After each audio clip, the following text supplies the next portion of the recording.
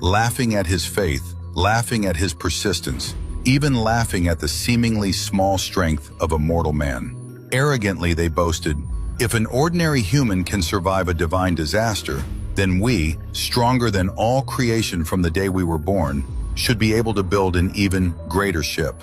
But arrogance always collapses when fear arrives. That night, they all shared the same nightmare. The sky split open with fire, the earth shattered like broken pottery and sank beneath the sea, and the floods surged toward them like a living monster, dragging their gigantic bodies into a bottomless abyss. Those giants who had never known fear experienced utter helplessness for the first time. The silence after they awoke was far more terrifying than the flood. They looked at one another, no mocking, only the weight of dread pressing on their chests. For the first time, the giants realized their strength could not save them, and their massive bodies could not shield them from judgment. So they panicked and began building a ship far larger than Noah's.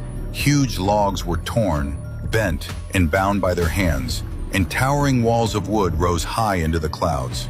They believed height could outrun the waters, and weight could secure their future. But they relied on strength, not obedience, skill, not faith, pride, not God. What they built was not an ark. It was a monument to their illusion of invincibility. When the first raindrop fell, they did not fear. The first drop felt like a mistake, the second hardly worth noticing. But when the heavens tore apart and endless sheets of water poured from the sky, they finally realized the nightmare was becoming reality. Noah's Ark was lifted by grace, upheld as if by an invisible hand. The giants rushed toward their colossal ship, raising their arms in triumphant laughter, convinced their brilliance would overcome the will of God. But their laughter lasted shorter than a flash of lightning. "What's happening? The hull, it's breaking apart." The structure that once seemed indestructible began twisting, splitting, peeling away. The fortress they had built with their own hands shattered into fragments, torn apart by the raging flood with no resistance. The giants' strength, their glory, their pride, all sank with their collapsing ship beneath the waves. Amid thunder and roaring waters, only Noah's Ark moved steadily forward.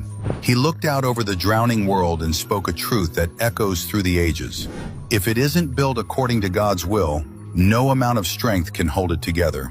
We are often just like those giants, thinking our own strength can carry us through the storm, forgetting that the only true refuge is God.